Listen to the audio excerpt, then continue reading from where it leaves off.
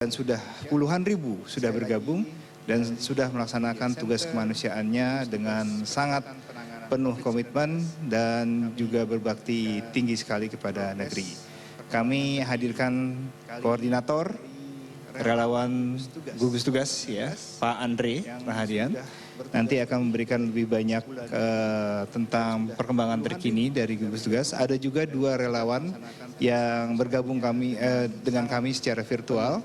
Ada Mas Steven dan Mbak Lydia, nanti kami undang untuk memberikan testimoninya tentang kegiatan mereka sehari-hari. Pertama ke Mas Andre. Pak Andre apa Mas Andre? Mas Andre ya? Mas Andre.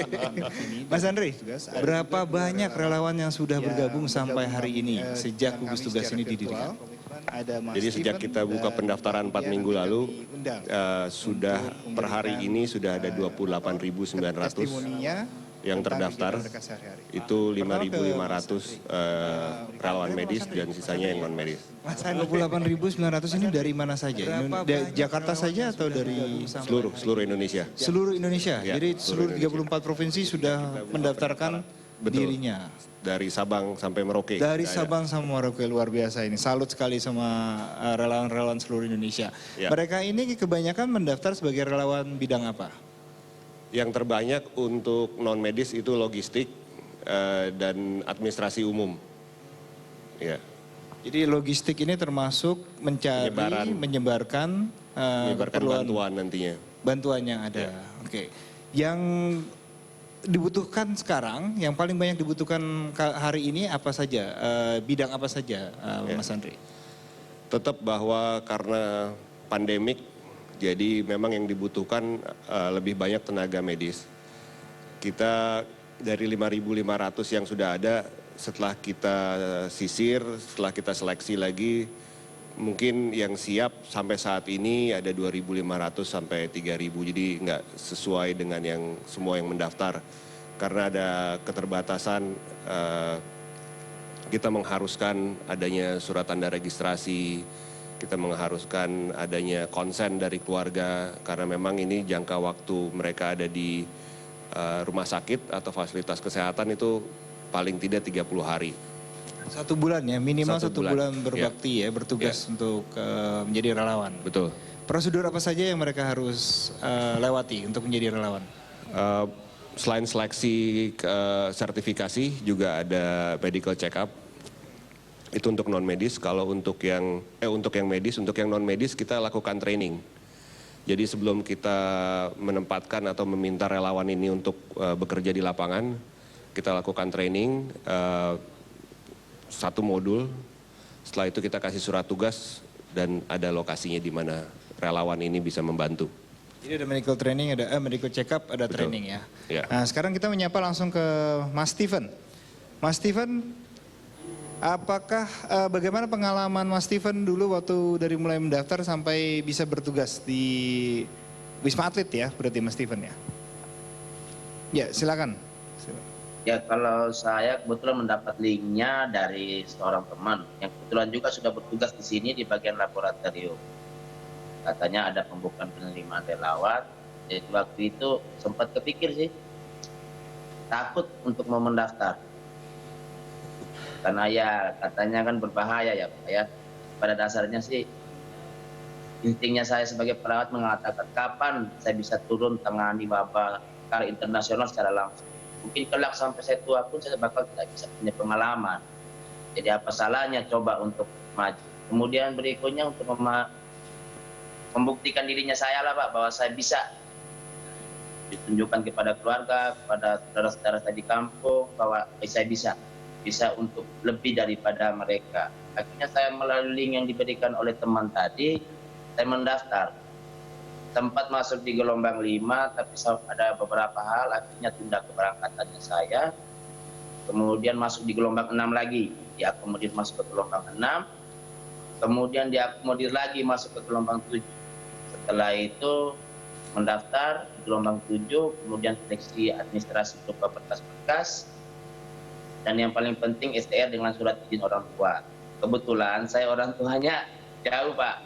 Nah akhirnya bertanya langsung ke administrasi ya tidak keberatan, dan saya juga sedia ingin berangkat. Ditentukan tanggal keberangkatan, tanggal 4 sampai di Jakarta dari Surabaya, kemudian langsung mengikuti medical check up di Prodia.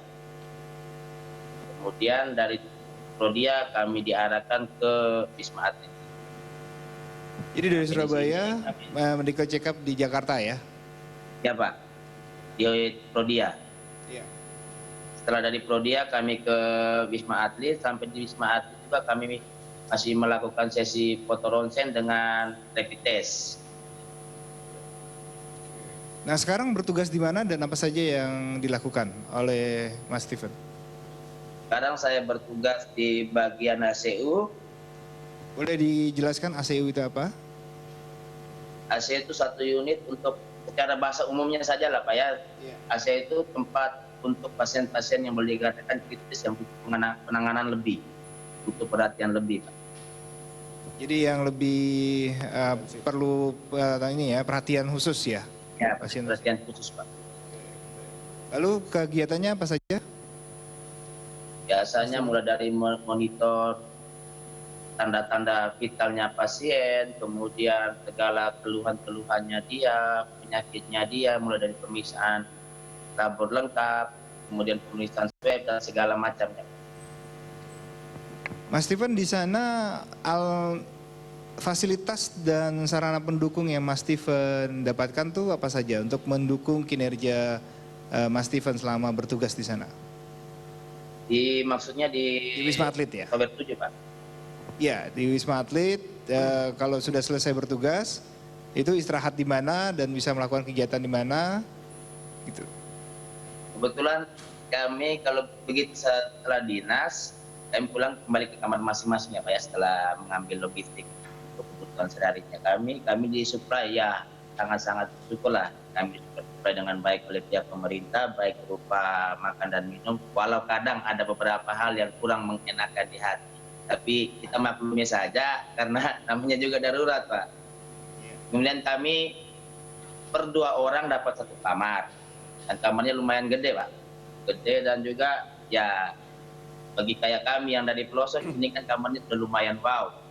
Kemudian ada beberapa fasilitas lain yang bisa kita nikmati untuk refreshing, contohnya fasilitas karaoke, bisa main tenis meja, main badminton, bisa juga muter-muter pakai skuter Pak yang disediakan oleh Grab. Jadi ada sarana olahraga dan fasilitas lainnya ya? Ya Pak. Termasuk makanan juga terjamin ya? Iya, kadang dikasih kayak alat cemilan kan banyak pada teman-teman logistik. Oke, kalau makanan terjamin ya Mas Steven ya? Kalau makanan terjamin Pak. Dan bergizi semua ya?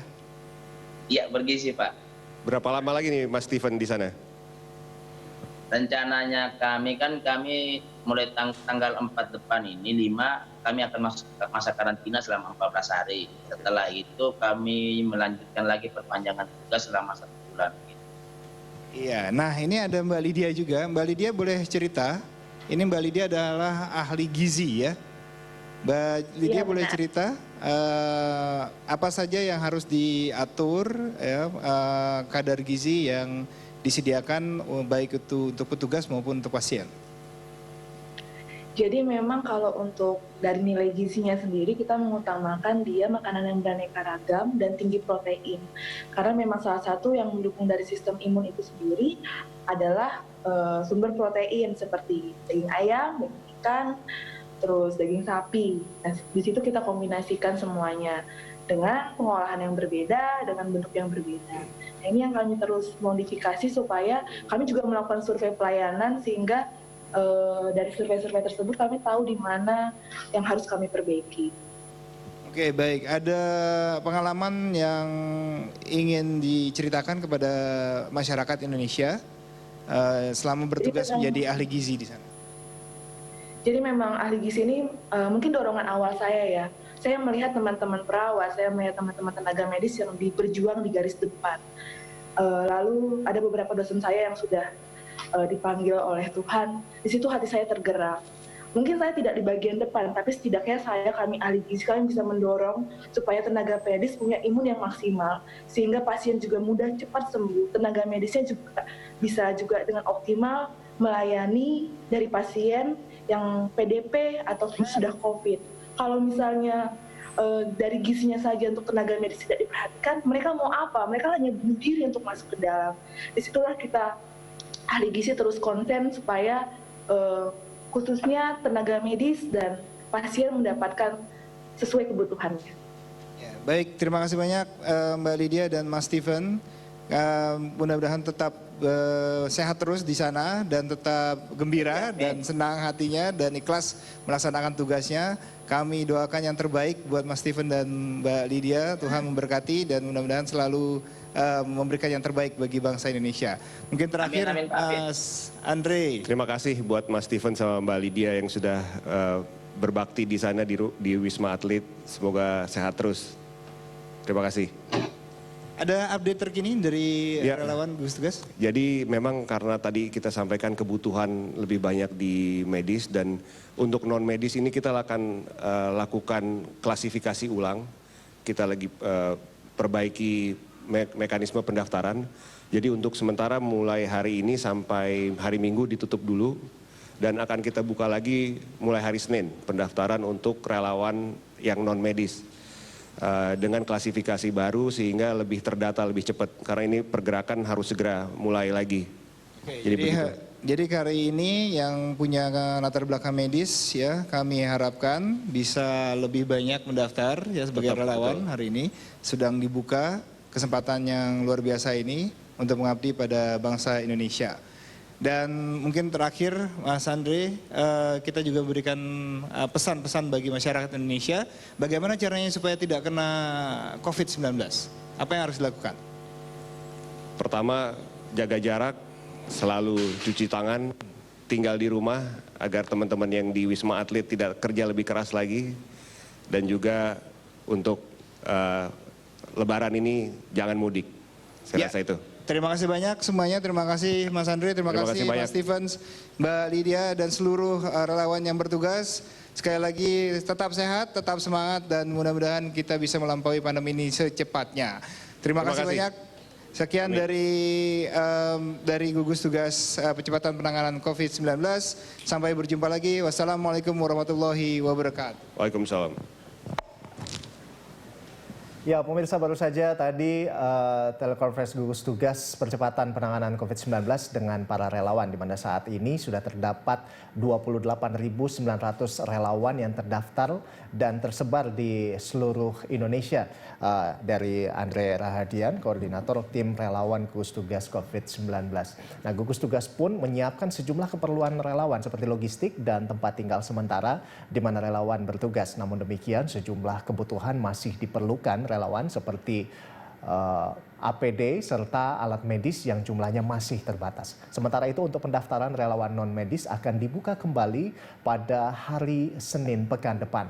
Demikian spesial report Berita 1. Selamat menyaksikan acara kami selanjutnya. Saya Rolando Sambuaga.